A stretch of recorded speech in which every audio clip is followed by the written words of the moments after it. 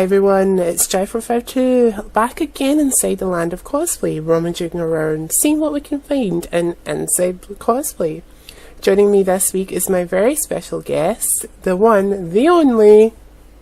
Hello there. Hi. My name is Clark Kent, Superman Kal-El, but my real name is Scott McAllister. Hi Kal-El, how are you today? I'm doing great. It's a lovely day today on Easter Monday. Yeah, which is extremely rare for when you live in Scotland, but who knows? Hopefully it will stay this way. So we're just going to jump right into the thick of it, and I'm going to ask you my very first question, which is, when did you first start cosplaying? So about 3 years ago, I decided to do a casual cosplay of Captain America. And that was the first time I'd done that character. It was the first time I'd went to Comic-Con. It was actually the first year that the MCM group had their Comic-Con in Glasgow, which was very under-mistaken because they were well over-capacitated. They had to turn away 2,000 people because they just weren't prepared for this type of amount of people. And it made for a great Comic-Con, especially my first Comic-Con. I'd went all out. I had dyed my hair blonde for Captain America. My shield is homemade, and I'd managed to get a replica of the jacket that he wears when he's chasing down Bucky, his friend. So it was a great first cosplay, and it was well received at the Comic-Con with the Marvel meetup. Awesome. Now, before we started this interview, you mentioned to me that you also do work as a lookalike. So Can you maybe tell us how you got involved with that? Yeah, no, that's something recent in development. As last year, during the summer MCM Comic-Con, the biggest one in Glasgow that pulls in the most amount of people from all over the country, I was showing off my Superman for the first time, the Dawn of Justice Superman, the Henry Cavill Superman, and from a lot of people saying that, you know, I looked like this character, it was extremely interesting that people were seeing this connection where I looked like Superman, and it just got on from there, and progressively looking to do makeup, styling my hair correctly, and because I'm very much knowledgeable with my fitness, and I keep up to date with my fitness and my eating, it just added an extra motivation to improve on this character all the time, because I'm already going to the gym, I'm already pursuing a healthy lifestyle, but this is just an extra way to do that. And from there, all these elements allowed for people to really see me as being Superman, and studying the character and studying his mannerisms and his voice. I've created my own version of Superman, which has got myself onto TV. A month ago I was interviewed on the BBC, and I was also shown in the STV for a comic convention that is showed off. Yes, it's great, at the Kelvin Grove Museum, which is on until October, and it just shows off this amazing illustrators of Superman, Batman, X-Men, and their own personal stuff, and the artist was Frank Whiteley, and we got to meet him because the press conference was where we all got photos together to spread out all over Glasgow about this event, and it's just helped me gain this traction that I am the Scottish Superman, because I do a lot of this stuff with the Scottish Batman, who himself doing it for 35 years has catapulted himself into getting asked to go to different locations all over the country, and is actually in talks of going even further afield. So to be associated with such a great cosplayer as well, and a great lookalike, there's a lot of aspects that go into being able to do this, but being able to do this for charities and to be able to get some money from this is great, because it doesn't just go into spending other things, it goes into spending more money on improving the suit and bettering myself, so that I can, you know, make kids happy, because that's what it's about. When you see kids seeing you as Superman, their eyes light up and it makes their day. There's so many kids convinced now after meeting me that they have met Superman, and that's what it's all about. That's what makes it great. So my next question for you is, who or what inspires you to cosplay? It's not one specific person or one specific event in my life, but I've been going to Comic Cons all my life. From when I was a young kid, there's a local Comic Con that happens in Braehead, in Glasgow, and that was the first Comic Con really that was big. That was in Glasgow, and I would always go and I'd always see these cosplayers.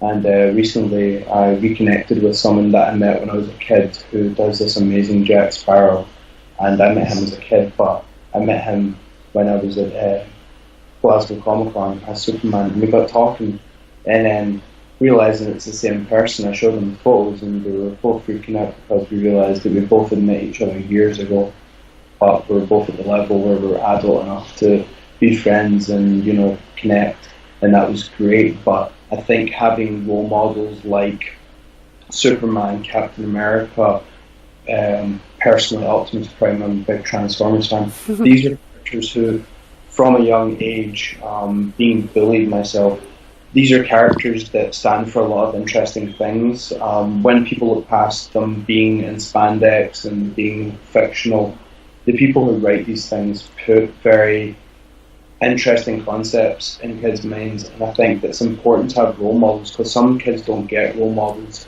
and I think having a role model is important. I think it's done that for myself, and it's helping me get out there to try and give kids role models themselves. There's a really interesting story that I'll tell you later on about a kid, well, an interaction that I had with a kid on my first day cosplaying, which was pretty scary and somewhat really interesting as well, because I was really surprised that the kid grasped the severity kind of thing, given the age of the child.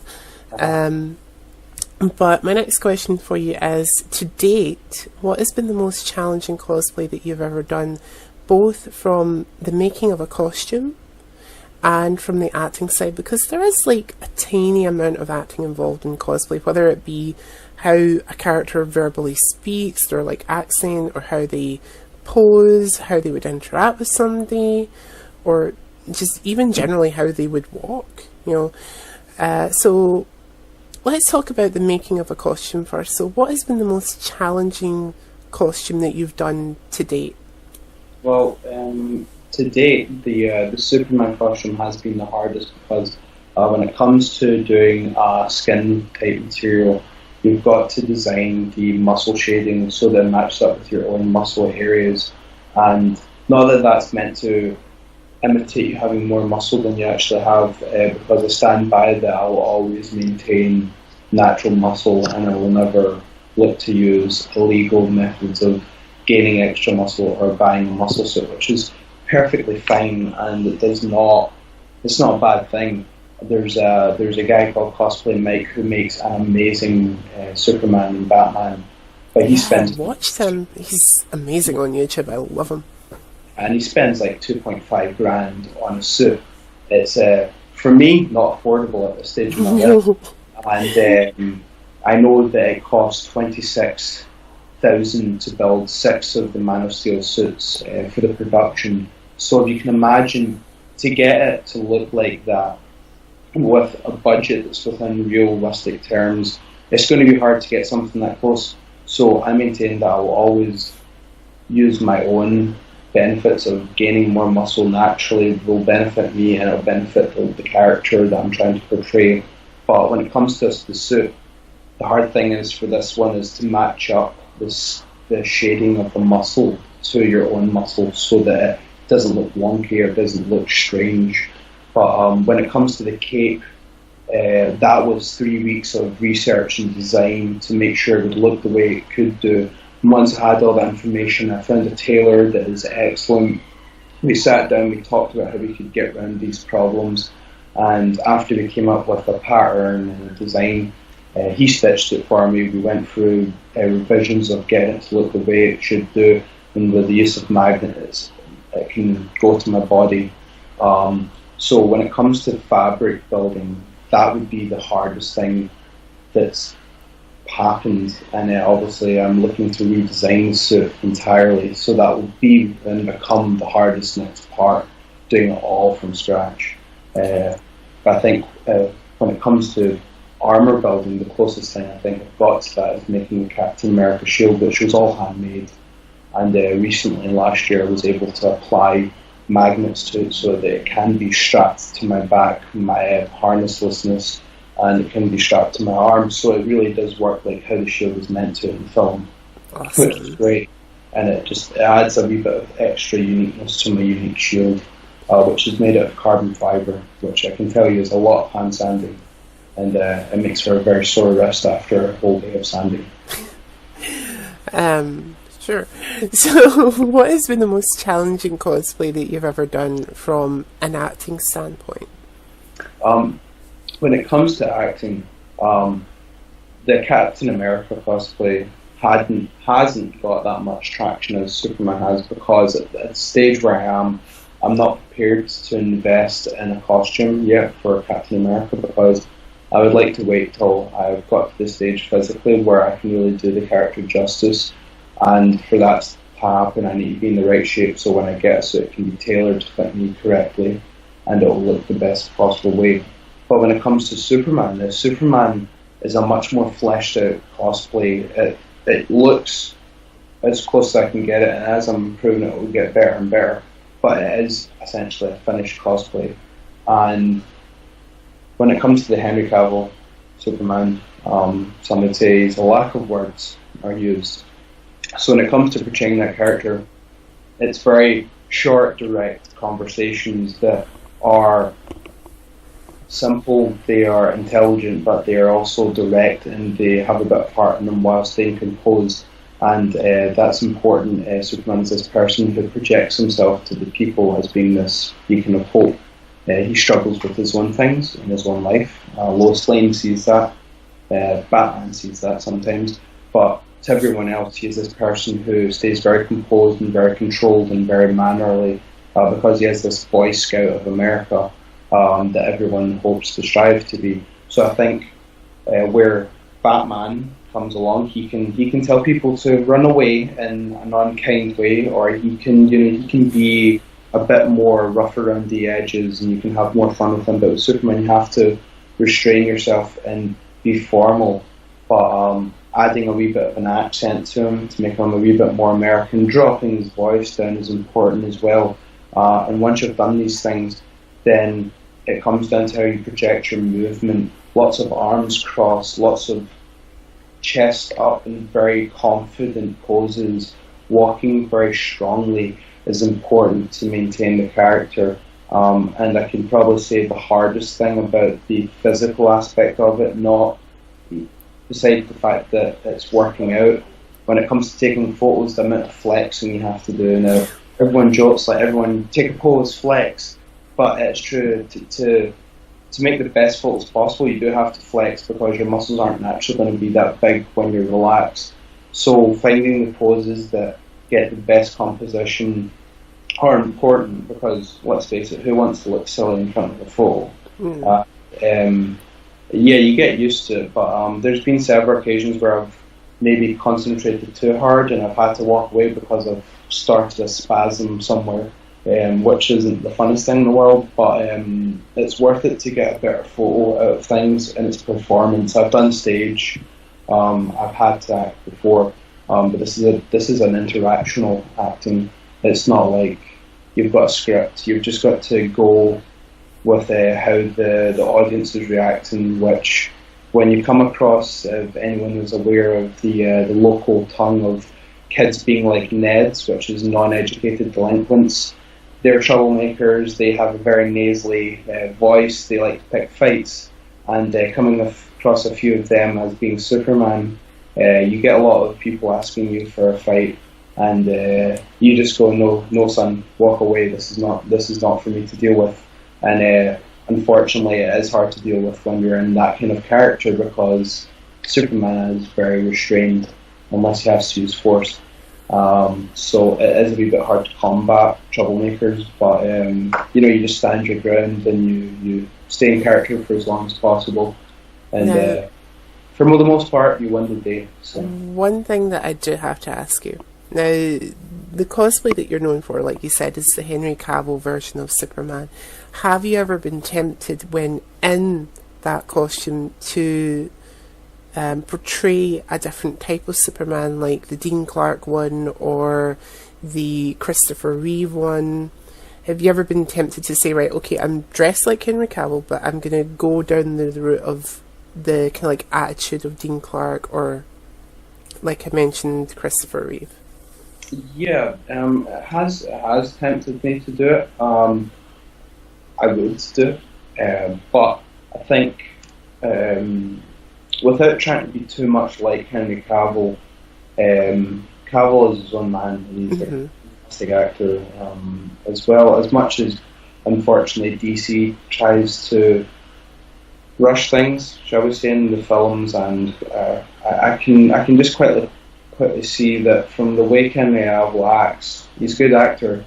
For the shortcomings the character has currently in the films, I think it's very much down to bad direction or bad line scripting, which is a shame. But I try to be like that character, but I try not to restrict myself within it being him. Like, I've watched a lot of the Justice League Unlimited, seen the different films, the classic, the return, the new films, the great animated films for the most part that I think DC do a great job of. They do a great job of doing animated features. They really do, because I'll let you in on a little secret. I recently watched the Teen Titans Judas Contract movie, and I just love what they're doing with their animated side. Like, a lot of people say to me, oh, well, Marvel is killing it in the film department. I'm like, they're really not. You know, because all the movies are kind of following a similar pattern, as it were. Yeah. And then they say, well, they're not, like, Marvel hasn't got anything going for them on their TV circuit, which is true. You know, DC is essentially slaughtering them there, let's be honest. So they're like, you have to give us, like, us Marvel fanboys something. And I was like, okay, you can have the films. But, well, you can have the live action films. But in terms of animation, DC is streaks ahead. Like, it baffles me actually how it's so different, because they are separate studios, but it's like, you can quite clearly see you're onto something within the animated films, but why can't you replicate that in the live action films? Also, it's two different medias. They operate in two different ways. They operate for two different types of clientele. But when it comes to analysing your audience, they're going to be similar, and I just think they do a great job of it. And I've watched those films and I've studied that Superman. So when it comes to portraying a different type of Superman, I would say that, well, I probably wouldn't do a different type of Superman specifically when I'm in one Superman's costume. Try to bring myself into the character while taking aspects of Henry Cavill and other Supermans to soak into who I'm going to be as this Superman character. So it's me within this character, not Henry Cavill within me. Okay.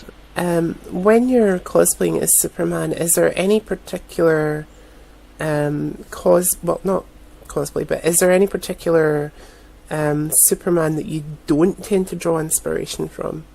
Like somebody who's portrayed him that you just think, that's too difficult to pull anything from, I'm just gonna like not touch that at all. I would maybe like to say that the times when Superman goes bad, because I've not used that type of character yet. I've not cosplay where he's bad, which might change because, as we all know, there's a high chance that Superman will return in his black suit, and as everyone knows, if they are a fan of Superman, when he comes back in the black suit, he does don a wee bit of that characteristics from a dark colour and a black colour. He goes quite deep and he becomes quite altered from the way he normally is, and I think, personally, if I was to do that, then yes, I would adopt the drunken, distorted version of Superman from the originals, the original films, or, you know, this Superman where he isn't as clean cut as maybe he is in the cartoon films, which, even the Dawn of Justice version, the Superman they try to portray, a lot of people don't like him because it's too dark, but I I think it's the fact that they're really trying to humanize him as this person who has powers, but he's been brought up as a hero with this immense weight on his shoulders, this immense power on his shoulders, but he's still human. He's Kryptonian in nature, but he's been brought up by a mum, by a dad from Kansas. He's not an alien. He has powers, and his DNA is different, but he's been brought up from, Earth, and I think he does have human flaws, and I think that it's good to show that. But for the most part, the interactions I have aren't long enough to use that. But what I do use the character for is when I had an interview, I really want to use this character for especially young kids, is to teach them good roles, good role model, good aspects of life to make them think about. There's, even within the cosplay community, there's so much harshness all the time, there's so much bullying, there's so much difficulty, and also that's never going to go away, but you would hope that a community would be somewhere you can escape from, which it's escapism. It doesn't matter if it's a hobby. What you're doing when you're cosplaying is you're wanting to escape the real world, because the real world's scary and you can't run away from it, but you can escape from it at times, and I think that's important so you can refresh yourself and be sane in this world, because let's face it, we used to live in a world where everyone wanted to be normal, but we now live in a world where comic books and heroes and being a geek is fun and it's interesting and it's cool, but no one should be normal. Everyone should have something different about them, and I think Superman, where he is a Boy Scout, he still is different, and I try to draw that different side of him and try and push some of that on kids. The only time I consider myself normal is when I'm asleep. Yeah. So the rest of the time I'm off the chain and kind of somewhat crazy. So my next question for you is, in regards to yourself and other people, what do you think, in your opinion, is the most difficult thing or character to cosplay as?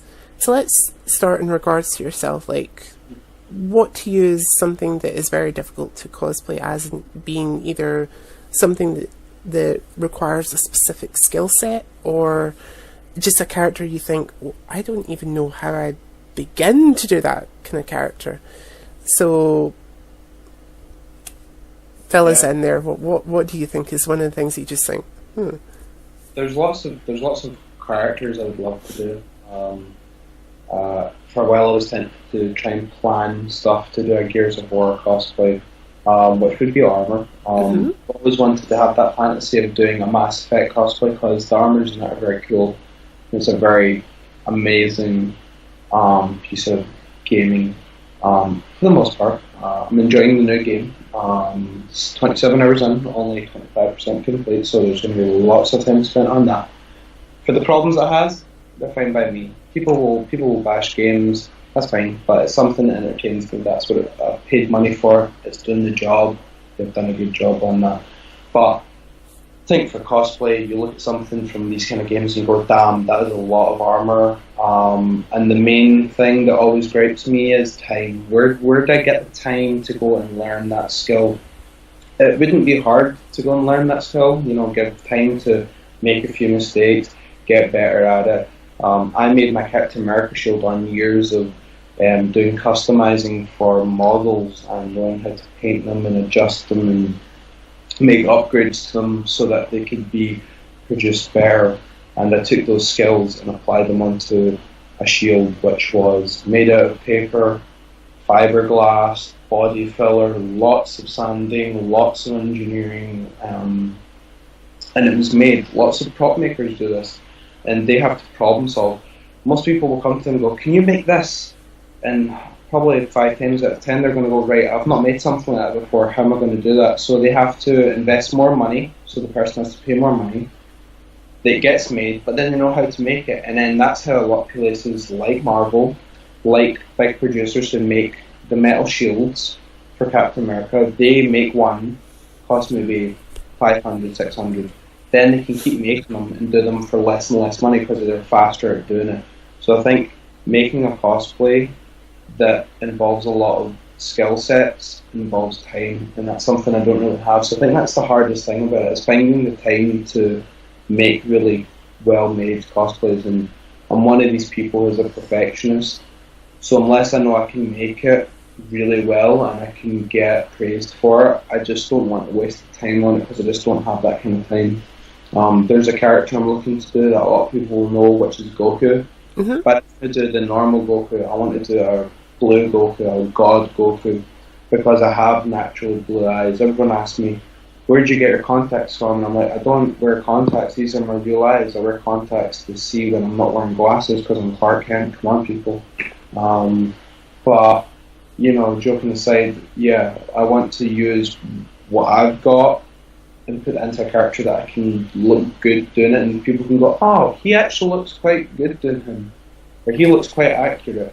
See, that's where I was kind of lucky, because my eyes used to be like what's called heterochromatic irises. Mm-hmm. Like one of my eyes was a very vibrant blue and the other one was a very vibrant green when I was young, and it kind of petered out as I got older. So when you look at my eyes now, some people think that one's slightly still a little bit bluer than the other.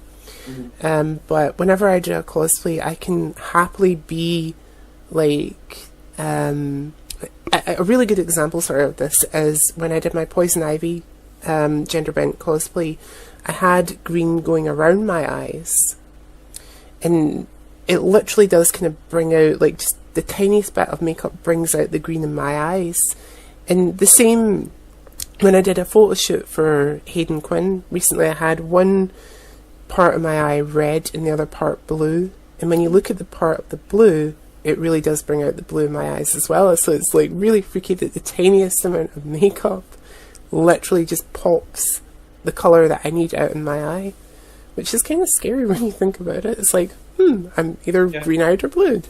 And I have actually had, like yourself, people asking me, where do you get your contacts? And I'm like, I can't put like my finger to my eye without my eye clamping shut. You know, so those are not contacts. But getting back to the general question that I was asking you, in regards to other people, what would you say is something that you would maybe advise a new cosplayer against doing, like when they're first starting out? Well, I wouldn't advise anyone not to do anything, because we live in this cosplay community where, like, on a fine thread of saying this, but people can jump on people, and I mean loads of people can jump on people for saying one thing which is their opinion, and people will jump on them saying, no, you can't say that, like, or, you know, you can't bash someone for that, or, oh, you're being a feminist. And there's all of these really heavy uses of things that I think are being overused in the community. So I think for anything, no one should be told they can't do anything, because if, you know, that it's a naysayer. A naysayer, you shouldn't listen to naysayers. And see, if you do listen to naysayers, I had lots of naysayers, and I'm where I am now because I had naysayers. People said I wouldn't go to university. I went to university. People said I wouldn't get a job. I'm at a well-paying job. I'm happy with my job. I'm doing what I studied to do. People said I wouldn't amount to anything. I've just been on TV as Superman. Thousands of people have seen me. I'm being more successful than a lot of people who doubted me. Naysayers are important, because if you have naysayers, then you have something to prove. Then you've got a bit of motivation to prove them wrong. Arnold Schwarzenegger makes an amazing motivational video about naysayers, and it's fantastic to listen to. I'm not saying that I'm a musclehead who goes and lifts weights all the time and is this kind of like big raging guy who goes to the gym all the time, but there's some amazing people who give motivation, because going to the gym is a mindset. You have to have the motivation to go to the gym all the time. It's the same thing in life. You have to have the motivation. So if there's someone you really like, there's someone you really see yourself in, or someone you really would like to be, but hopefully that's not someone who's either psycho or wants to kill someone, because I would endorse that, because let's face it, we don't need any more crazy people in this world, because there's someone running a country that's like that right now, and we don't want any more people like that. So yeah, just find someone who really inspires you, really, you know, gets your blood pumping to like go out there and do things, and cosplay them if you want to. Do a gender bend if they're not the same character. Do your own version. Make your own character. Just as I said to a lot of people, there's two of my friends who want to do cosplay. They've still not done it because they keep aiming. Like one of them wants to do Iron Man. He wants to do the full suit. He's never done a cosplay before. It's a lot to do. If somebody had to say to me, what cosplay would you advise me doing against if they were just starting out, I would say don't aim for Iron Man. Yeah, don't aim for a crazy, intensively building project. Maybe do something that's fabric. Mm-hmm. Maybe a wee bit of both, so you can learn a wee bit of both technology. Do you know the best type of cosplay that I would advise anybody doing? Is it's definitely a fabric one. Mm. So maybe do one like somebody from The Walking Dead. Yeah, like a humanoid character that is plain clothes, easy to get a hold of. There's a friend of mine who thinks that I look very much like Max from Life is Strange and has been bugging me to do that particular cosplay. And I'm like, well, I would, but I don't have the time at the moment. Plus, I don't have that like instant camera thing, which that particular character is known for. She's known for the instant camera. And they're like, oh, but I have an instant camera. I'm like, well, I would want to use it throughout the day, so I don't know what it is about that particular character, but I'd like to be able to take pictures and give them to people. Of course, that would be very cool. While the character doesn't do that, she keeps the pictures that she takes. I'd still be like, well, okay, I've got this instant camera for the day, so I might as well use it. Yeah. But yeah, that's something that I would advise newer cosplayers to do. Like, don't go for the big Iron Mans or the big Gears of War unless you know you have that skill set. Try something that isn't so high maintenance in a sense. Like do a clothing cosplay, and those are really easy, and they get really high scores when you do a cosplay masquerade because there's obviously a lot that goes into it, and if you're able to get that character dead set, judges will notice that. That's not to take it's not to take anything away from those people who do like Iron Mans and World of Warcraft types of characters that put a lot of time and effort in. It's easier for people who are just starting out in that sense to think, oh, simple clothing. Yeah, it's easier to achieve because for a lot of people when they do the cosplay, if they've never done it before, you may be getting lots of people coming up to you, and that may be overpowering. So if you're in this costume that's really hot, really intense to wear, it's really draining you, but you've also got people coming up to you, which happens to me. You have a lot of people coming up to you asking for photos, you have to interact, you have to be in character. It does drain you by the end of the day, but if you're not used to it, then you're going to pass out. There's the guy who does the Comic-Con fundraiser, Capcom. He has a big, massive Wookiee. I've seen that guy. And at the Glasgow Comic-Con, he was walking about all day pretty much with heat exhaustion, but he was just like, I'm just going to power through it. But that's not something to do for anyone because it's not healthy. But to be fair, he's used to it, he's done stuff like that. But for someone who's not experienced that, that's just asking for someone to collapse. Doesn't he walk about on stilts? Yes, yeah, it's extremely difficult. And there's a few people who do it, and it's a lot of work. I've seen them coming out of it, they're sweating, it's crazy. The guy who does Batman, he takes his hat off, leaves it upside down because all the sweat runs to the bottom and he has to drain it out because it's a lot, it's intensive. And that's another thing, folk. When you go to Comic-Cons, a word of advice, please maintain high maintenance on your body odour and your cleanliness because there's a lot of people who don't look after the costumes. And sometimes I know people who actually have flung away costumes because they just get too odoured. And you get people who won't even approach you because you don't smell that nice. I know people who don't get hired now as being a lookalike because I've just heard about people who just don't maintain good hygiene. And you're in this big massive hall with loads of people, so just a small tip, a wee deodorant can, a wee aftershave, This is kind of slightly going into the next question I have for you, which is, in your opinion, what are the best and worst things that a new cosplayer can do when they're getting ready to go to a cosplay event? And we'll add this on as well, the same for the lookalikes. So we just kind of spoke a little bit about maintaining your body hygiene. Even just carrying on around a little like deodorant can or spray, or even just the kind of like rub thing. I tend to carry around, even when I'm just going out for the day, I tend to carry around a deodorant can about this size.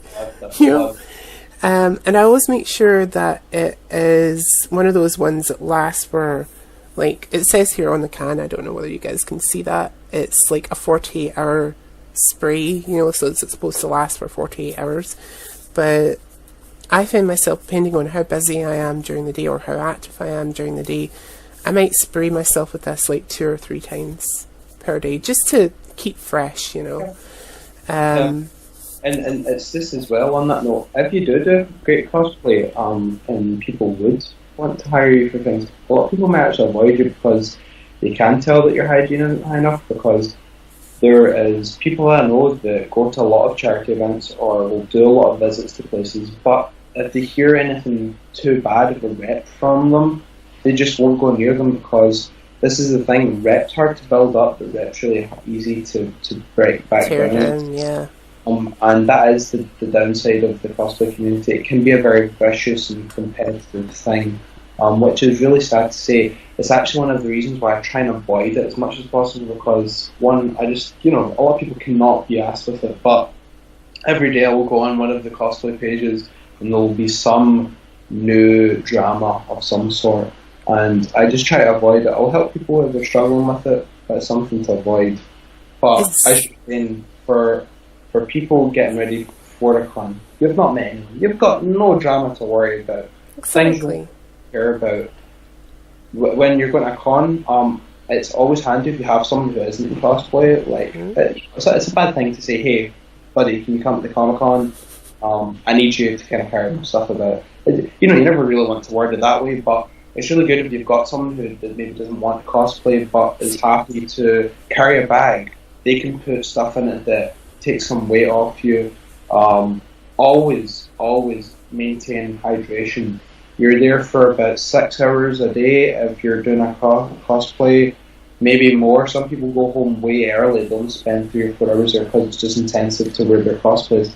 Maintain hydration, bring hydration. Get one of those camel packs that have the tubes that allows you to just nip a quick drink if you're having it from a friend, or bring a couple of bottles. I have 5 litres a day.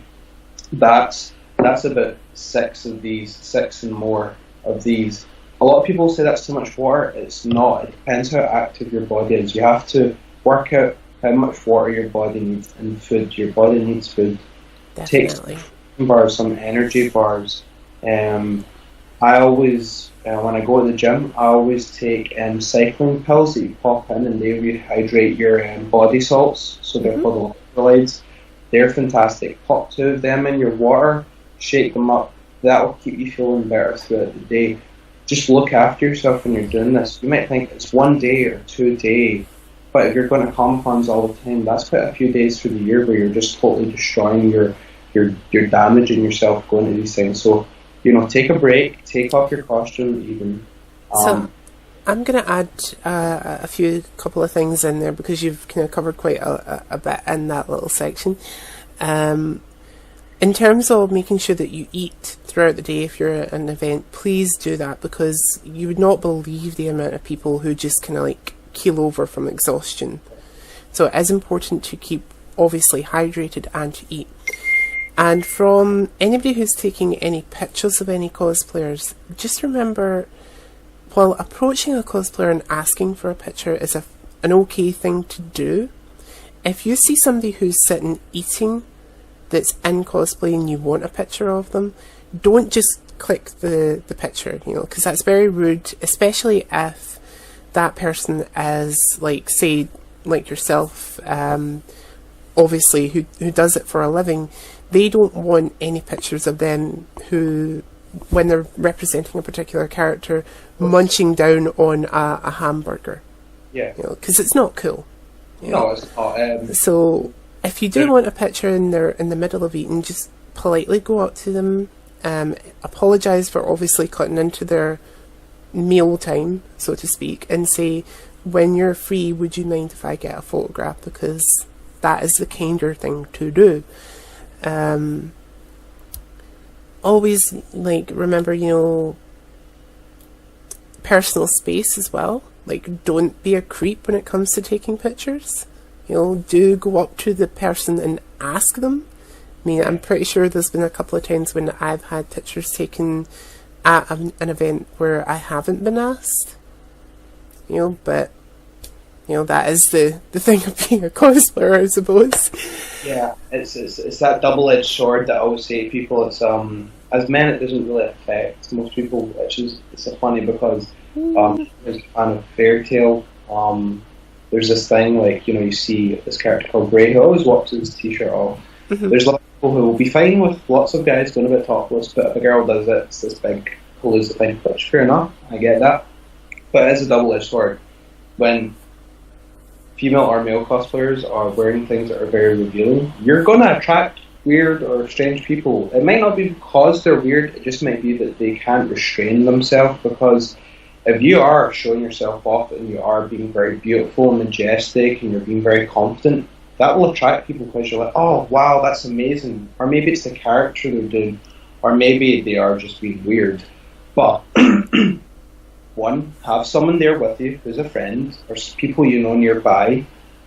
Two, just maybe don't do that kind of cosplay unless you're prepared for that kind of attention, because I'm sorry girls or guys, it's going to happen. Mm-hmm. So don't go on a Facebook group or whatever and start moaning about it, because if you're going to do that to yourself, then it's going to happen. There's lots of girls who, if they're going to cosplay something like that, if I find out about it, I'm like, if I'm going to that Comic-Con, I'm going to be there. If something happens, come to me. You can walk about, you can be safe. But it is a dangerous thing. Guys coming up, girls coming up, asking to take photos, going for a cheeky little grab somewhere they're not meant to, or they're getting too close, or they ask to take a prop, or they don't ask to take a prop, or they do something without asking. It's very common, and it's become this big blown up thing where it's a big awareness thing, and it is a big awareness thing. But just be aware of, think about, if you've seen someone doing something you're thinking of, what reaction would they get? And if you know it's going to get that reaction, be prepared for it. Definitely. Yeah, have someone with you. It's great to have someone with you at Comic-Con. Help you to carry things. Be there to just give you some backup. Be there to intermediate between getting photos taken. Maybe you're talking to someone and they're kind of looking and you go, oh, sorry, hi, would you like a photo of them? And they go, yes. It's like, okay, well, just give them a second. They can tap their shoulder, they can ask them, or they need a photo. When I'm at official events, if I'm wanting a photo, people just go, hey, Superman, someone needs a photo. I totally hear that. I'm like, right, I know I'm Superman, I'll come over. If you know the character, just say their name, or look for someone who's their friend. Don't just go up and tap them on the shoulder, or be cheeky and tap them on the waist. That's not cool. It can get people into trouble sometimes, because this is another thing. A lot of people who cosplay actually have a lot of difficulties with socializing, anxiety, confidence. This is a big thing for a lot of people. So be aware of that. You have to, if you've got these problems, prepare yourself a wee bit. Just have your wits about you. And if you're doing something that is a bit risky, don't be alone. I would always recommend you have someone with you when you're doing something like that. Definitely. So my next question for you is, there are two types of Comic-Cons that we can go to throughout the year. There is your big once-a-year ones, like your MCMs, your film and Comic-Cons, and I can't think of the other big one, but they're there, Yeah. And then there's your smaller, more local ones that happen every 2 or 3 months, or every month, depending on where you live in the world. Which out of the two do you prefer going to, or do you like a blend of the two?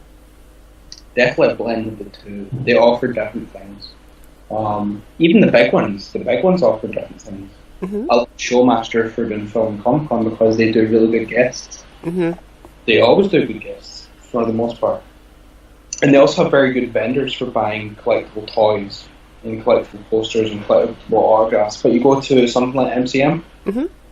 a lot more anime, a lot more statues, a lot more cosplay and prop stuff, a lot more voice actors or comic idols, comic book artists, game setups to do Yu-Gi-Oh! Or, like game stations and stuff in panels, but they don't tend to get as good guests, or they might get good guests, but there might only be one or two. So they offer different things, but then you get some smaller ones. They're going to be more personalised, they're going to be for the local area, they're going to be cheaper, they're going to be a better place to kind of have communication, have a community, socialise, and it's going to be a lot of local vendors and local suppliers, and it's a lot sweeter and it's a lot more closed. So like for people starting out, it's great to go to because it softens the blow. You go to these big ones, there's thousands of people, it's busy, there's lots of cosplayers, the level of cosplay is high. When you go to the masquerades, this is when people save up and they go to these big Comic-Cons all over the country because they know, I've worked my ass off to do this, I'm going to take it to the big ones. And you get people who will get angry that they go and they're like, "What? I didn't expect this." That's where all those kinds of people go. These are where all these big pro people go, is these big Comic-Cons. So if you're starting out, smaller Comic-Cons are really good to get comfortable and confident. So I've got a good question for you. Oh crap! It's not really a question. It's probably more of an answer. Well, yeah, it's a question. And I'm going to piss off the people who live in New York, but Sure, I'm sorry, New York. This is just how I see things. Do you feel the larger Comic-Cons suffer from what I like to refer to as a New York minute, which is if you meet somebody you get to say, "Oh, hi, love the costume, bye." It's that quick of an interaction with somebody because you're always getting pulled away, or your friend is always getting pulled away to go and do a photo shoot, to go and talk to somebody, to possibly even judge a masquerade. It's like zoom, zoom, zoom, zoom, zoom. And I always feel that the smaller Comic-Cons benefit from the closeness that you do get. It's a much nicer place to interact with somebody. It's more able to interact because it's not as busy as what a bigger one is. Yes, that's that is a big factor of big Comic-Cons and big New York Comic-Cons and Comic-Cons in general that are official. They're massive. There's going to be lots of fans who go, "Oh my god, you're doing this character," they die inside, they scream, they shout, they want a photo, they want to talk to you, they want to be your best friend. And unfortunately there's not that kind of thing because especially, maybe not from the start, you don't know that many people, but at my stage, you go to a Comic-Con now, and even a local one, and you know so many people, so it's like, "Oh, hi man, how you doing, what have you been up to?" And you do get a 5-10 minute talk, but even at the small ones, it's only a 5-minute talk, and then you're off again doing something else. I haven't had that just yet at the smaller ones, but at the big ones, especially recently, I find it so difficult to just walk around. Especially when I'm in costume. If I'm not in costume, I can walk around easily, nobody cares, But when I'm immediately in costume, I cannot take 4 or 5 steps without getting stopped for something, and I'm like, "But I want to go over here and look at this." It's insane. It is insane. That's another factor of what drains you when you go to these big Comic-Cons. I'm looking to go to the London Comic-Con now. Ah, is that the one in January? It's in July. July.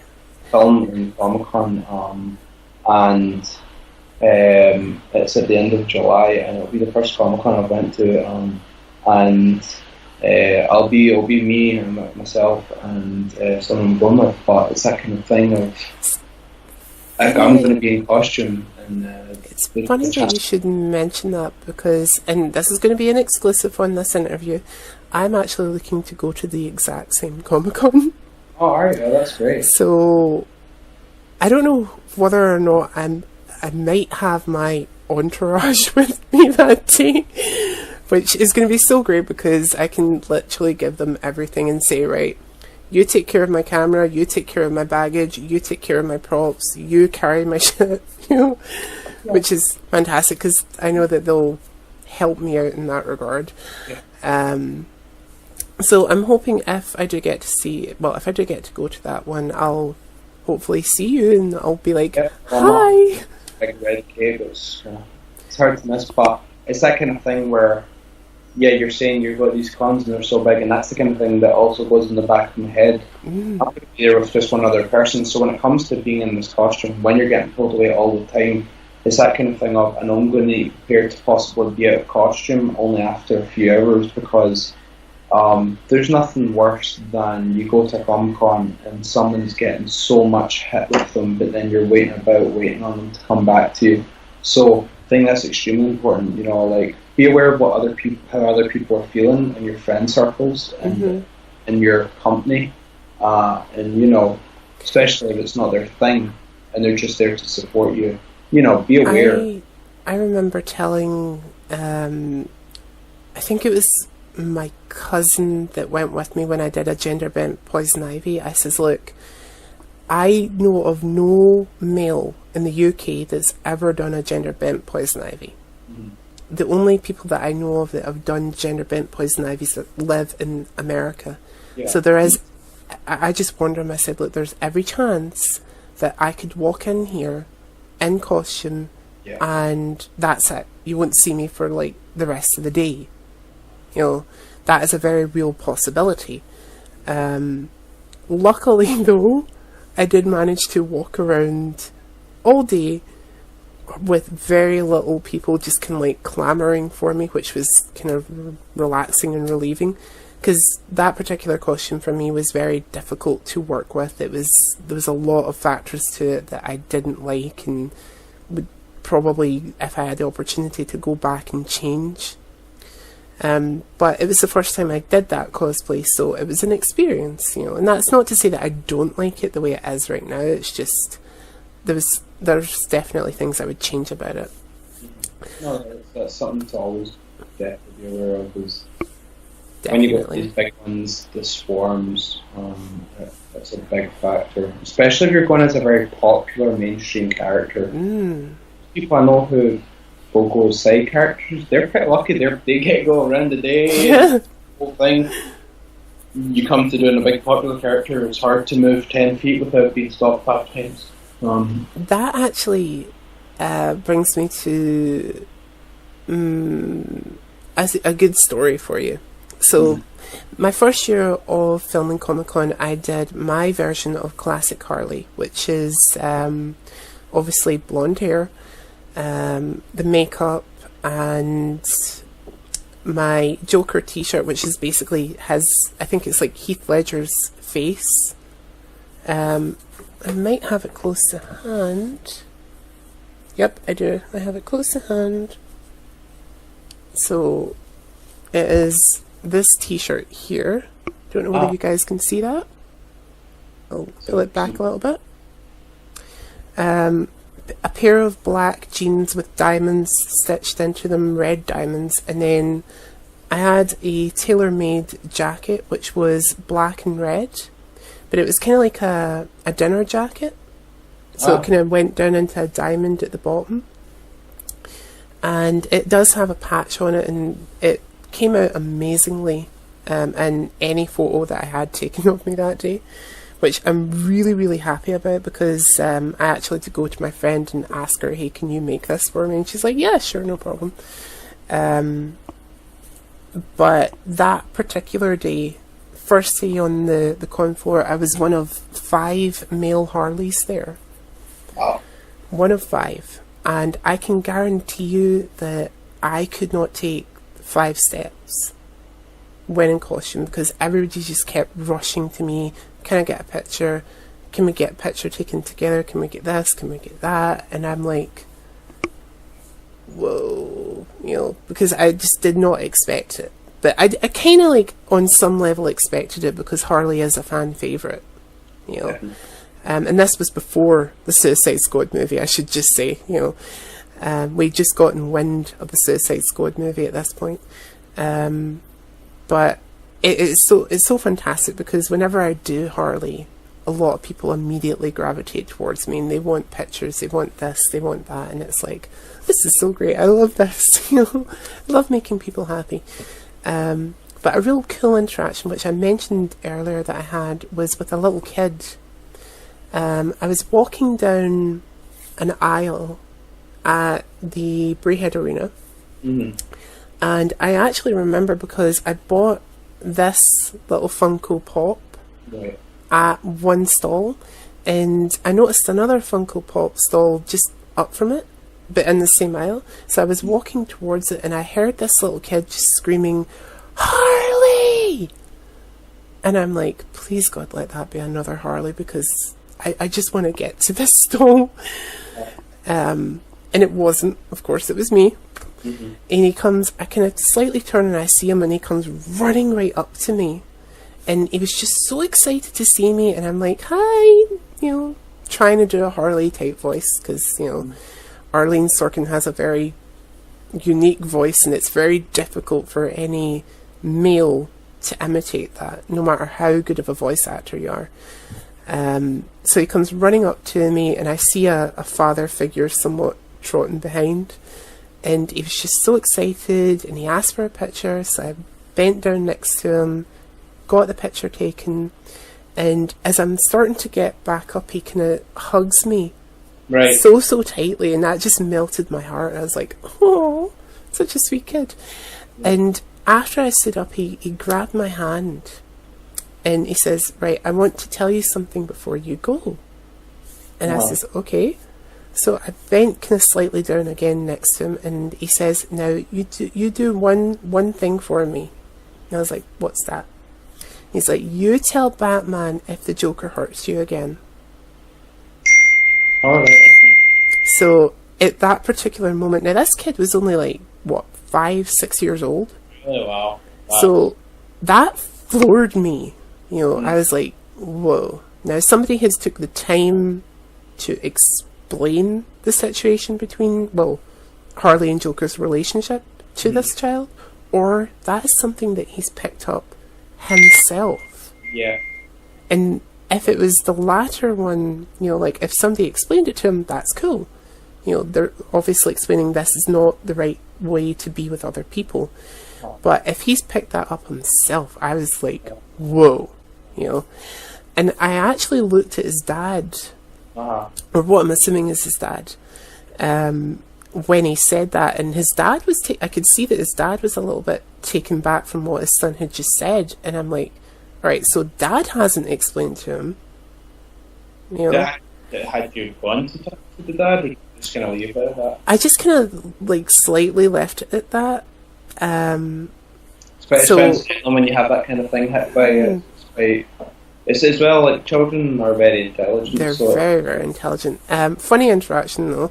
So later on in the day, I'm getting this picture taken with a Joker, and he's kind of like fake choking me for the picture, and the same little kid kind of like sees this, and I, like, out of the corner of my eye, I see him, and he just goes like at the Joker guy, and I'm like, it's okay, he's not choking me, promise.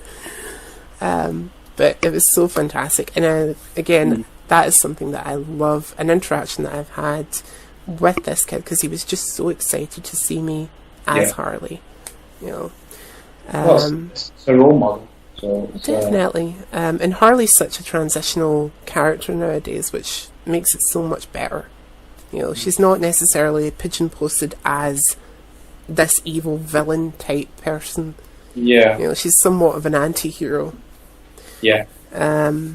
So my next question for you is, when you've been doing these Comic-Con events or lookalike events, what is the one thing that you're most excited for, and also the one thing that you either used to or still kind of do find most nerve-wracking? Things that I'm looking forward to are always making some kids' days, definitely.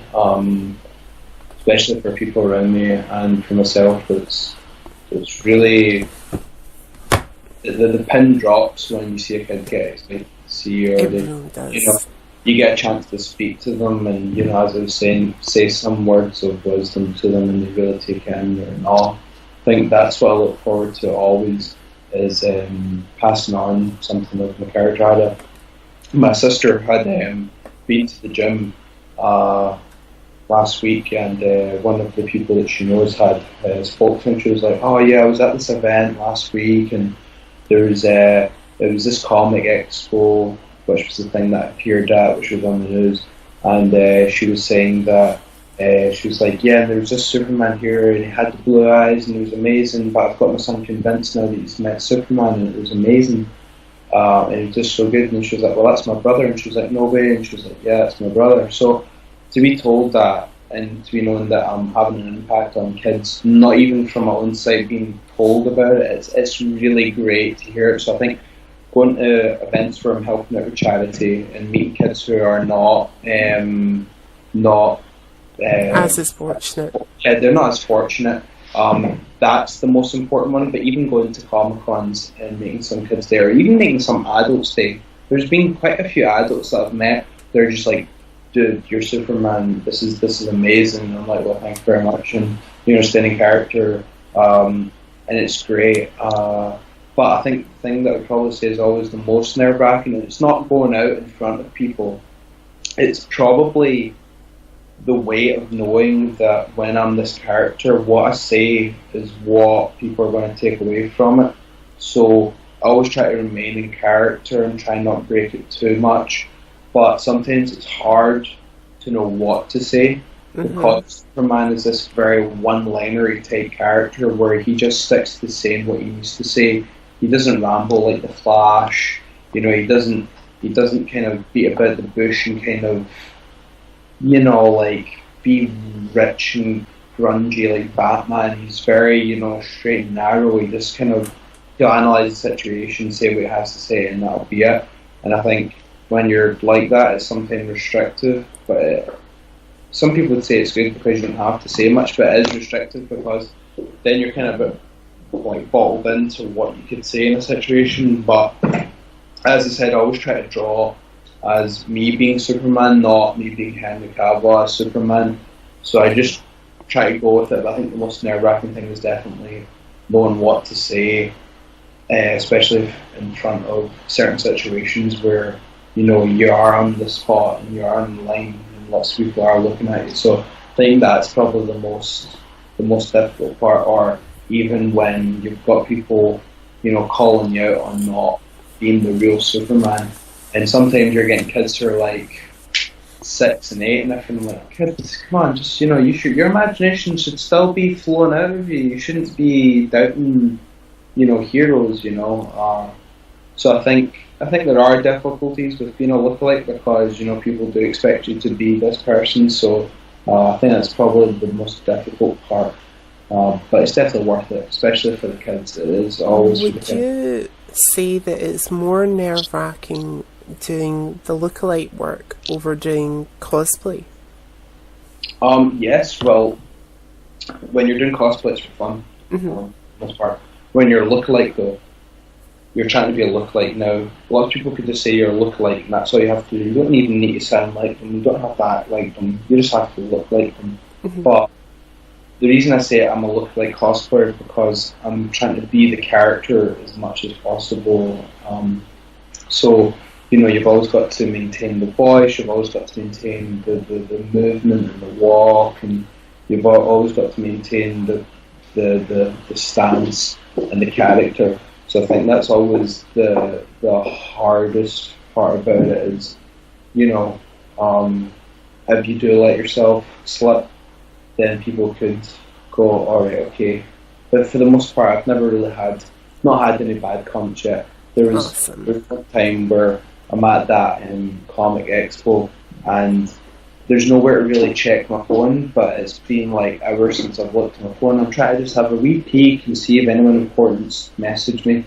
So I pull the phone out and I'm facing into the wall. It's a wee corner wall, and I'm facing in, and I'm just about to open my phone, and then someone's like, "Oh, it's Superman." I'm like, "Oh crap!" Right, so I turn back around, I put the phone back, and I'm like, "Hi," and it's just like, "Oh crap!" You don't want to get caught not being this hero. So I can just picture you, like, you're in the corner and you're like this on your phone, and then somebody's like, "Superman," and you're like, "Oh, right." yeah, you have to. Your chest puffing right out. So it's hard to catch a break sometimes because you are always in character. But it's great. It's rewarding. Now I gotta ask. When you actually, like, that scenario that I described, have you ever done that where you just kind of like, spin around doing the pose of Superman, like? Yeah, but maybe not as in like strike a pose and kind of like flash photography, like change poses every 5 seconds. But I've came back around and kind of took more of a wider position, kind of in hello and just talking and stuff. But I've never jammed around and been like, because I'm not that kind of Superman. I'm not the camp, over the top Superman. I'm trying to be the 21st century Superman, where he's very human. I have to admit, if I'm ever cosplaying as Superman or like any type of character like that, I would just be so tempted after like quickly checking my phone just to turn around and do this big kind of camp pose, like, I wasn't just checking my phone. I didn't know. Like if you're doing the right Superman, that would work on the nail. It would work so well. Unfortunately, I'm not doing that one, but it was quite funny because at that event, I believe Kelvin Grove owned one of the original capes from Superman 2. Oh, wow. One of the ones that he wore when he's walking about in conversation. And it's weird though, because you look at my cape and it's very high quality stuff, and you look at their cape and it's not that it's not high quality, but you can just see it's an age gone by. And it's just it was just weird to compare it, and it's like, wow, that's like one of the capes that was used in the film, like, and just recently they released a photo, Zack Snyder released a photo of Henry Cavill in the original Superman costume, I believe for test screening, and that's what they've done for the potential actors. They made them get into a replica of the old suit, and it was really cool. I was like, wow, that's just so weird seeing the new Superman in the old Superman costume. It's very cool. So my next question for you is, when you've been at these Comic-Con events, there is a cosplay competition, or as it's known over here in the UK, there's the Cosplay Masquerade. When you've entered into these particular competitions, if you have you ever won anything? And if you haven't entered into these competitions but have been involved in a judge-like capacity, just how difficult is it for you as an individual to judge somebody for their cosplay? So let's start with the entering into as a participant of the competition. Have you ever done that before? As Captain America, I have. As Superman, I haven't. Unfortunately, I've not won anything because the Superman, the Captain America isn't a full-blown suit. The part made by me is the shield. When it comes to Superman, though, there has been one competition. I did want to enter into the Glasgow competition. This is something that always bugs me. They're very often too strict and not lenient enough. I had messaged them to say, hi, I'm making this costume. Most of it's made by me. There's only 2 parts bought. I bought the boots and I bought the top. Showed them photos of what it would look like. And they decided that there was not enough percentage of me that would be made by myself, which was, pardon my French, a lot of shit. Because when you actually analyse what I wear, the legs are made by me.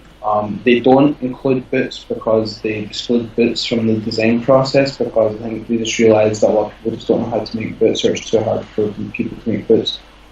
And then the cape is all designed by me. It's just stitched by someone else. So essentially, it is designed by me. The only part that's bought is the top. Now, the top only covers the top half of me. The legs cover the bottom half of me, and then the cape covers my entire body from the back. So, in essence, within the whole suit, out of 200%, 150% essentially is close enough made by myself. But they deemed that because the chest, which is maybe a 25-50%, was made by me, that it wasn't good enough for them. Which, when you actually consider that the cape and the legs are made by me, the makeup is all done by me, and I'm physically, my shape is me.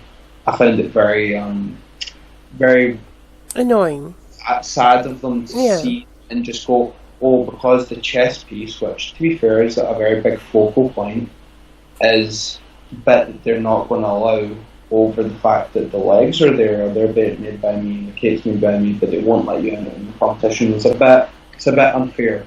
But I get where they're coming from, but that is very much why there's several people said to me, why don't you spend £200 and get a really good textured suit? And I'm like, well, I could do that, but then if I wanted to have fun by entering in a competition, I couldn't do that. So that's why I intend to do a whole suit made by myself, and then it'll all be contest enterable. Have you ever, when you've been doing these particular competitions or going to these events, have you ever been asked to judge at them? Unfortunately, not yet. There is events coming up though that possibly might have interest. But of course, when it comes to judging them, I have a very creative eye because I am a graphic designer. So judging, it wouldn't be difficult for me to do it. But obviously, I think a lot of the cosplay judges that people look for are people who have done a lot of cosplays, which I've only done 2 or 3. I've only done a Natsu, a Superman, and a Captain America several times.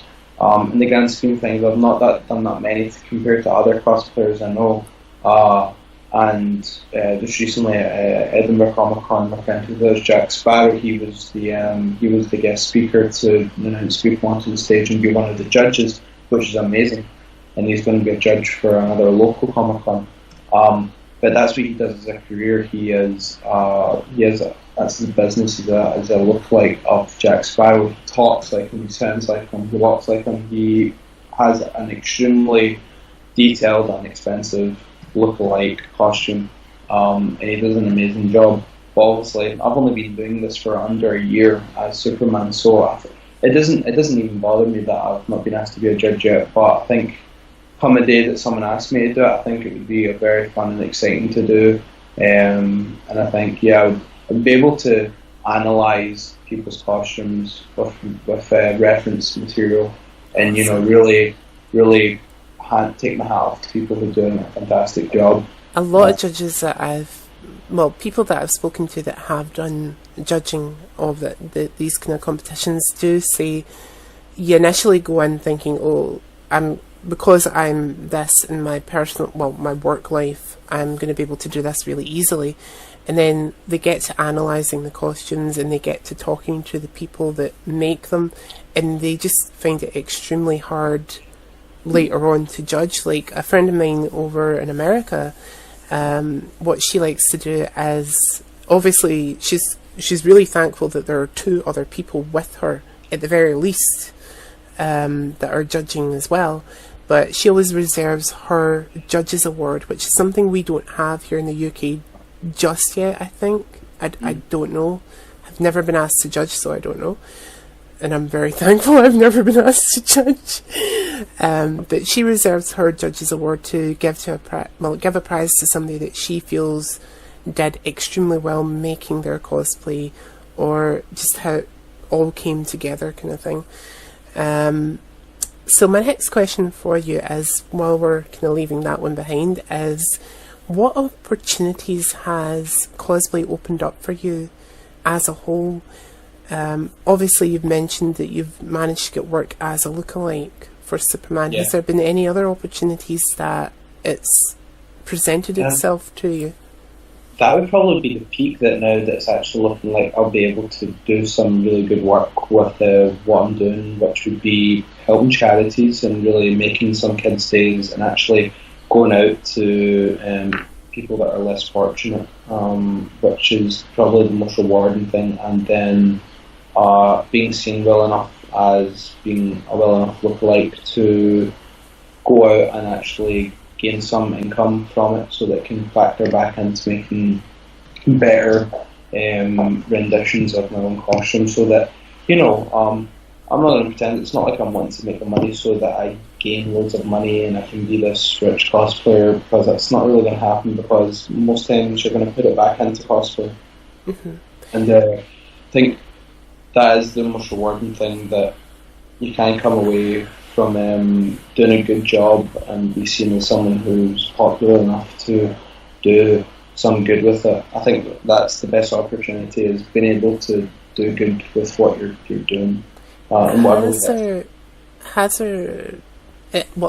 any opportunity that you would like to get out of doing cosplay and lookalike work? Definitely. I think two best things that could come from it is you get the big call or the big email that says, "Hi, we're here from New York or San Diego Comic Con. We would like to pay for you to come down to stay with us during the Comic Con and be a public guest to walk about." And I'd be like, "Well, we're just saying the dot, I'd be doing that in a heartbeat." But it's a very rare occasion that Comic Con's going to pick you. But I would definitely jump on that wagon. I think the next best thing would be to get to meet the actors of characters that I do.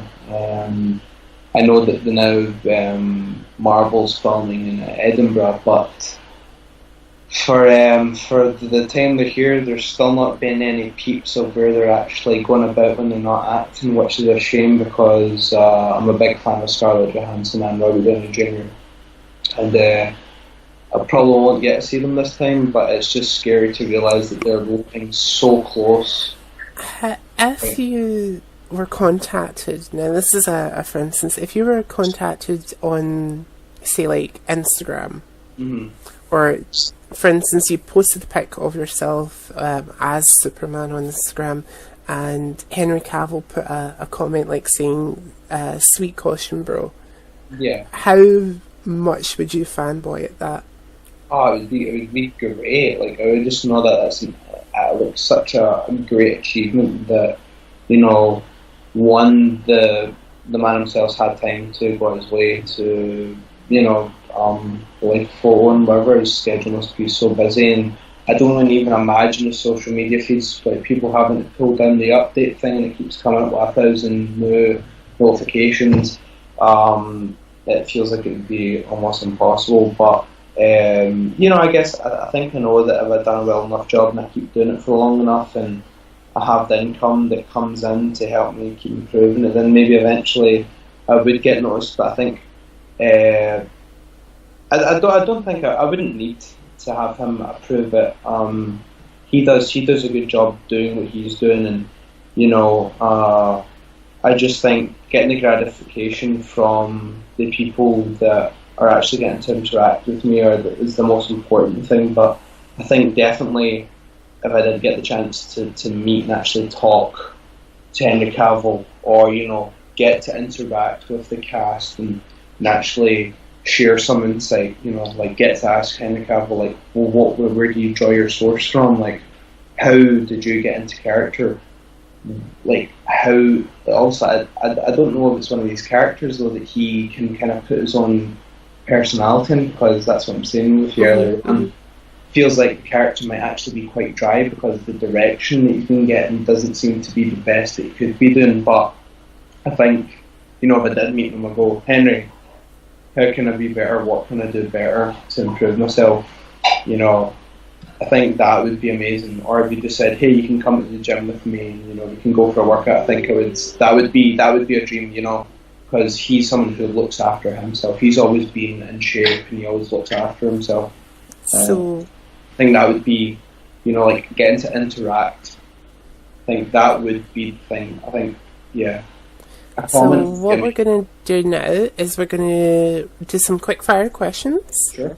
And then we will get on to your next kind of cosplays, and then the last thing was out, and then we'll do Passover and such likes.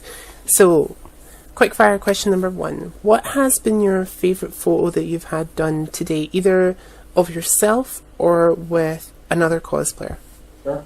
Probably my most favourite photos I've done for a promo for Paisley Comic Con, and Alistair Watson took the photos for us, and he done some extra promo photos, and he just done a really good job of adding a really nice tint to the photos, and it's a really good photo of me pounding into the ground for superhero landing in capes, just gloriously out and flush, and it's really good when you're interacting with the wind, and the cape works really well. I think they're the best photos.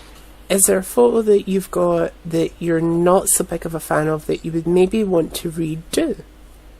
There is actually, and it's from that Kelvin Grove event. The photographers were asking us outside to run towards them so that the wind would pick up, but what they didn't realise was they were wanting us to run away from the wind, so the wind wasn't actually blowing our capes the right way, it was blowing them in behind us, and the photo they actually used for the papers and online is horrendous. It's catching us all like really rigid, and I look like a robot, and it looks like my belly's sticking, and it makes me look a lot more unflattering. And it's just like, you just wonder, like, I'm a designer, you're like, how did that even get approved to get printed? You know, I'm like, it's funny, but you're kind of like, there must have been a better photo than that, and if there wasn't, you should have used a different photo. But, you know, that's their decision. Hopefully it doesn't come back and people go, oh, that's a really bad photo. Which out of your photos do you feel that people on social media seem to like the most? Is it one that you like, or is it one that you just kind of look at and go, that could be a bit better? A lot of people seem to be, they like a lot of the stuff that is associated with the charity. Like I've made one of my profile photos with one that was associated with the charity that I've been helping, which is the Chaz Foundation, and a lot of people like that.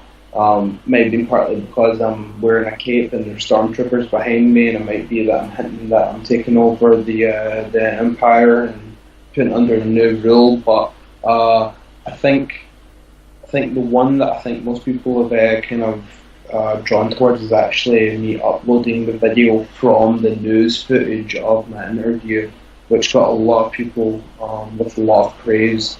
There's people commending me on holding the character so well, and yeah, I think that's been the nicest thing that I've put up that's been myself in character.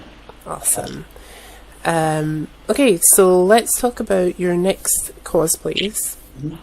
So when I say next cosplays, I mean who you're going to be at your next event, Sure. a cosplay that you're currently working on for an event later in the year, and what you're going to do, like a cosplay that you're thinking about for the end of the year that we might see.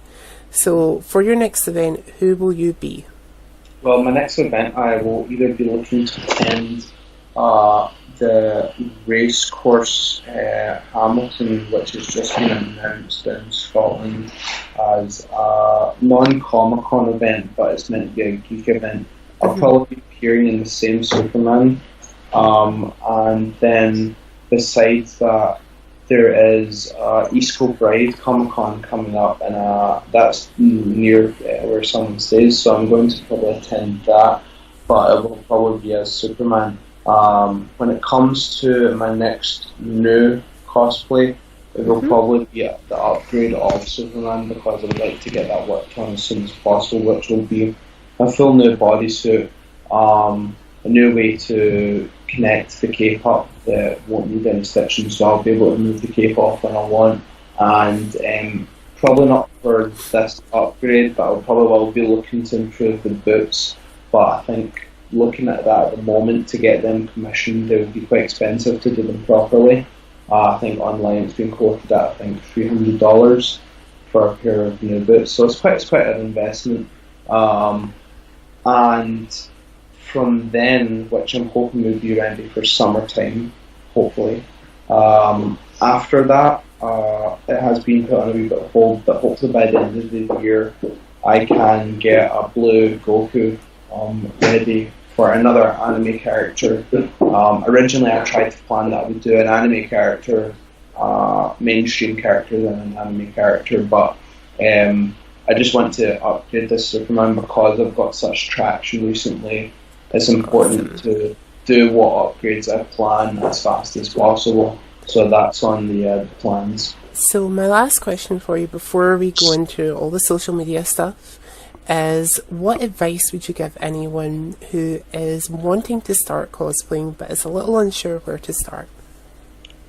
Well, if you're unsure about yourself, as I've said, it's all about finding what makes you comfortable, because it is, for a lot of people, it's not something that's very comfortable, not at the beginning. So I think if you're going to do someone that you feel confident in as a character that you really believe in, or someone you really feel confident in, because you'll probably get people coming up to you being interested in the person you're doing. So maybe don't do someone you're not quite sure about, do someone that you have a wee bit of knowledge about, someone that you really kind of gravitate towards. And as we said before, pick something achievable. Don't go over the top. There's lots of people who do it and they do it okay, and that's perfectly fine. But if you're someone who maybe wants to do something really well, analyse what your skill set is, decide how much time you have, pick something that you can achieve, because it does happen, but no one likes to do it, which is 2 nights before Comic-Con is staying up all night and trying to finish your cosplay in time for the event. And I know lots of people who do it and have to go to the Comic-Con with very big bags on their eyes because they've done all-nighters trying to get ready for it. So just pick something achievable, pick something or someone who inspires you and you believe in, and if you are going to do them, make sure you're confident, make sure you're prepared for it. And if it's not, it's okay. It takes time, and just be yourself. Don't try to pretend to someone and be someone you're not, unless you're in character, of course. But just believe in yourself, because it's for fun, and don't listen to naysayers. If you do, use it as a way to come back from it stronger. Don't use it as a way to put you off doing it, and it's something you love. Awesome. So just to wrap this up, guys, don't forget to give us a big thumbs up and to subscribe to my channel, even though I completely forgot that there, because I do have a lot of content coming in this year, guys. We have a brand new show starting on the Jai452 channel very, very soon, where we go behind the mask with some people that you might recognise from a little show that was on a while back. Not going to say too much there. Also, don't forget to leave myself or Scottish Superman a comment in the comments section. I think it's like down there. Do you see it? Like down there? We love our comments. Myself and Scottish Superman will do our very best to get back to these comments as quickly as we can. However, though, if you want to hear more from me, you can follow me at this lovely little website called iGameOnline.net, which is free to sign up to, guys. You can also follow us on our Facebook and our YouTube channels, respectively. On iGame, you can catch up with me and a whole host of people like Whisper Green Top, George K.E., Zelly, Dark Lee, Honey Jade, when we do our weekly podcast and talk about random crazy stuff. However, if that is not your type of tea, or your cup of tea even, you can join me on the TV Drop, where I'm joined with BVS and a whole host of other people, where we talk about movies, TV shows like Two Broke Girls, Game of Thrones, Supergirl, Gotham, a whole host of others as well. Again, if TV is not your kind of thing, you can join myself and a whole other lot of people on our tabletop sessions. One which is our merch session, where we're in the land of the Lord of the Rings and adventuring around in there. However, if Lord of the Rings is not your kind of thing, but you like that kind of time period, you can join us on our live session, which happens every Tuesday with Dragonlance. so you can see what kind of crazy things are happening there. However, if all of that is still not you, you can catch up with the people at Any UK, which is right there, and on our website, where you can catch up with Kovikix, Little Rascal and Alphabetti and see what cosplays they're doing, what Comic-Cons they're going to, and what they've been up to. But if any of that is just not you, well, that's okay. However, if you do have any questions that you don't feel comfortable putting in the chat, I'm pretty sure that the Scottish Superman is going to give us some social media links where we can get a hold of him if we have any further questions. So Scottish Superman, where can we get a hold of you if there are any further questions that we have for you? Yeah, of course. No, if you'd like to get in touch with me, that's not a problem. I'm here to answer any questions. Or if you would just like to follow, please go onto Facebook at SCosplay, and you can go there for lots of live streams, behind the scenes of events, and on Twitter and Instagram it's Scott Cosplay, and on Instagram it's very much there for nutritional, fitness and cosplay progress and event coverage on the day-to-day live stream stories and the story section, as well as up-to-date 3 posts a day every day on there. Awesome. So it's at this point I'd like to take the time out to thank Scottish Superman for coming along and joining us on the show. Hopefully we'll see him again very, very soon. And also to take the time out and thank you guys for watching, and don't forget to like, comment, share and subscribe to this channel. And I will be back with another interview really soon, guys. Bye!